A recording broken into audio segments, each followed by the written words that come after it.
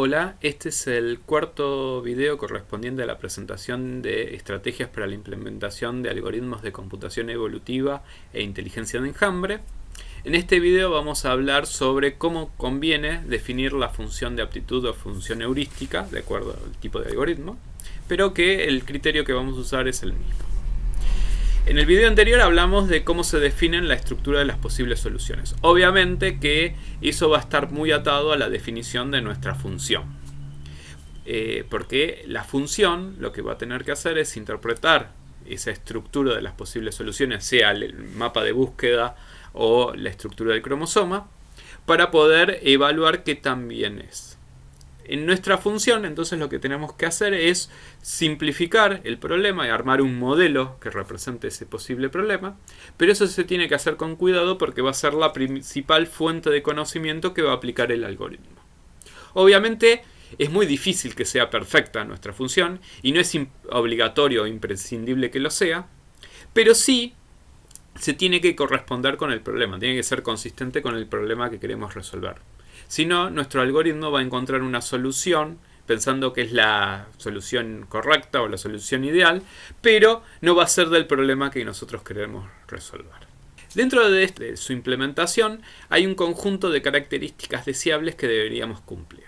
La primera dice: utilizar de la mejor manera posible el conocimiento del problema. O sea, nosotros ya recolectamos toda la información necesaria sobre el problema y cómo se tienen que evaluar las posibles soluciones. Entonces tenemos que ver cómo implementar esta función para generar esta heurística. Entonces tenemos que elegir ese conocimiento de la mejor manera posible. Ahí podemos hacerlo a través de una función matemática, si es lo más directo, o un conjunto de reglas, o un conjunto de procedimientos, lo que sea. O sea, tenemos que ver cómo implementarlo de forma que sea lo más sencillo posible y que lo más consistente con el problema que queremos resolver. Porque, como dice la segunda característica, tiene que ser consistente con la representación de las soluciones aplicadas. O sea, tiene que ser consistente también con la estructura que definimos anteriormente, que explicamos en el video anterior. A su vez, se tiene que tratar de que sea robusta para que no esté muy influenciada por ruido o perturbaciones de los valores que pueden tener los cromosomas. Esto es importante porque si no podemos tener que de golpe nuestra función puede empezar a generar errores y bueno, eso nos puede traer problemas. La cuarta característica nos dice que pequeños cambios en las características, o sea, en los valores del cromosoma o del espacio de búsqueda, deben generar pequeños cambios en la valoración. Eso lo llaman causalidad fuerte o adyacencia. El objetivo de esto es que no suceda lo que aparecía antes como un comportamiento engañoso o de aguja en el pajar, que capaz que por cambiar un poquito el valor de las características, el valor de aptitud se dispara y crece un montón, o baja un montón. Lo que hay que tratar es que pequeños cambios en el valor de las posibles soluciones hagan que el valor que devuelva esta función cambie un poquito. Para arriba o para abajo, pero que cambie de a poquito.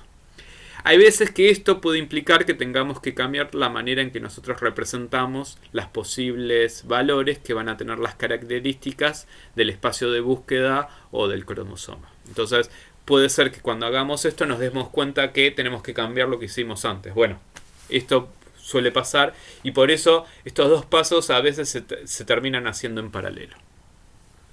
Y por último dice, hay que manejar correctamente la penalización. Muchas veces en la penalización uno usa el criterio de pena de muerte. ¿Qué quiere decir eso? Si hay un valor de una característica que es malo, es inválido, le ponemos directamente como valor menos 100. Entonces, capaz que todos los otros valores son buenos, pero por tener uno inválido, penalizamos y matamos a ese individuo, a esa posible solución. Eso no suele ser bueno, porque eso genera el comportamiento de neutral o de aguja en el pajar, donde tal vez tengamos muchas combinaciones donde toma el mismo valor y de golpe crece un montón. Entonces, para tratar de que eso no sucede, se aplica el criterio de niveles de penas que pueden ser constantes o no. En el nivel de penas constantes, lo que vamos a hacer es asignar distintos valores de penalización dependiendo qué tan inválida es mi posible solución. O sea, si mi posible solución tiene un valor solo que es inválido, le ponemos menos 10. Si tiene 2 inválidos, le podemos poner menos 20. Si tiene 3, le ponemos menos 30. Entonces, ahí el algoritmo, al momento de hacer la corrida, va a poder diferenciar una solución que es muy mala de una que es mala y una que es más o menos mala. De hecho, eso se puede llevar aún más con más detalle y decir, bueno, si el valor inválido es este, le pongo menos 1. Si es este, le pongo menos 3. O sea, le voy asignando distintos valores de penalización por valor inválido o tipo de valor inválido que tengo. Ahí siempre el valor de penalización va a ser constante. Pero podría ser que el valor de penalización cambie a lo largo de la corrida. Hay veces que se puede hacer que al principio el valor de penalización no sea tan fuerte, entonces al principio se lo deja o se lo perdona a los individuos inválidos, porque al principio no tenemos muchas soluciones válidas, entonces da lo mismo que sea inválida o no. Lo que nos conviene es que se empiecen a combinar. Entonces, al principio nosotros no vamos a usar valores de penalización tan fuertes, pero después de varios ciclos lo que podemos hacer es sí empezar a usar penas más fuertes, porque ya ahí, después de 50 ciclos, 100 ciclos, no queremos que aparezcan soluciones inválidas. Entonces ahí lo penalizamos con más fuerza. Eso mismo también se puede usar considerando la aptitud promedio de la población. O sea, lo que se hace es se analiza qué tan buena es toda la población y si las posibles soluciones que tenemos en una generación son todas buenas y viene un individuo inválido, a ese lo penamos más. Pero si son todos malos, bueno, los perdonamos y no asignamos un valor de penalización tan fuerte. Entonces, estos son algunos criterios que se pueden usar para tratar de evitar este comportamiento neutral de aguja en el pajar. Acá hay un chiste que dice, también conviene penalizar siempre que si el algoritmo se convierta en Skynet, le pone una pena muy grande para que eso no suceda. Pero bueno, esto es un chiste. Bueno, que nosotros tenemos definido nuestra estructura de las posibles soluciones y tenemos definido nuestra función heurística o función de aptitud, lo que tenemos que hacer es seleccionar los operadores para aplicar. En los algoritmos de inteligencia de enjambre esto no es posible porque ya vienen predefinidos, ya están hardcodeados, digamos, pero en los algoritmos de computación evolutiva sí se puede, entonces eso puede depender y podemos llegar a elegir.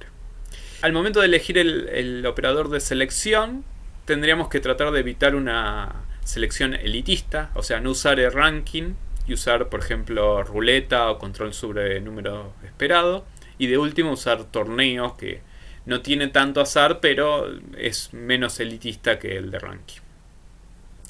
Y si no, también podemos usar métodos de selección específicos para limitar individuos similares. O sea, podemos usar una selección elitista. Eso nos puede generar convergencia prematura, pero para que eso no suceda, lo que podemos ver es que al momento de hacer la selección no se elijan muchas copias del mismo individuo o no se elijan individuos que son muy similares entre sí. Entonces ahí podemos ver cuál es la distancia que tienen los individuos seleccionados, donde la distancia sería la diferencia que tienen los individuos seleccionados. Y también se puede aplicar el criterio de edad, donde ahí lo que va a pasar es que si en varias generaciones aparecen individuos muy parecidos, esos individuos se empiezan a penalizar en la selección para que no se sigan eligiendo. De esa manera se trata de aumentar la diversidad de la población. En cuanto al cruzamiento, a veces usar pocos puntos de corte permite mantener mejores individuos de cada generación, pero si yo tengo una población chica, me conviene usar más puntos de corte. Y por último, en la mutación, hay que tener cuidado qué probabilidad de mutación asignamos, porque si es muy alta, se vuelve una búsqueda al azar, pero si es muy baja, lo que puede pasar es que el desempeño sea muy lento porque nos están faltando posibles combinaciones y entonces no podemos encontrar el óptimo.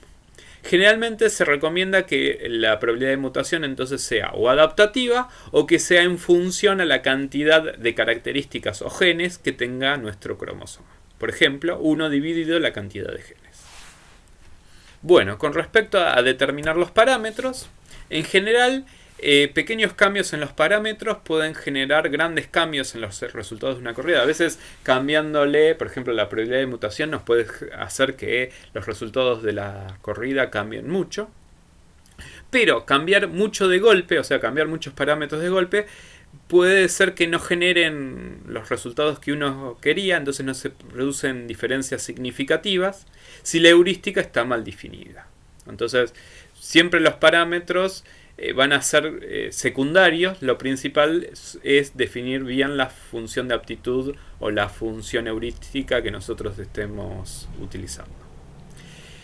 No hay una combinación de parámetros óptimos que se puedan aplicar para cualquier problema.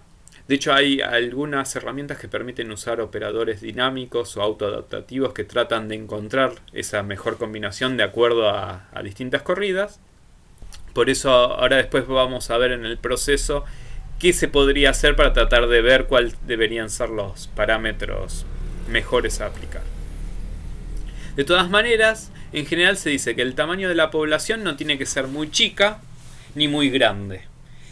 Hay que buscar una cantidad óptima que puede ser definida de acuerdo a la cantidad de genes o características que tienen las posibles soluciones y así poder evaluar la mayoría de las combinaciones. De esa manera aumenta la chance de que aparezcan individuos con características distintas y no se produzca la convergencia prematura. Bueno, con esto entonces vamos a terminar este video. Nos queda el siguiente, que va a ser el último, donde vamos a terminar de hablar sobre el proceso. Hasta luego.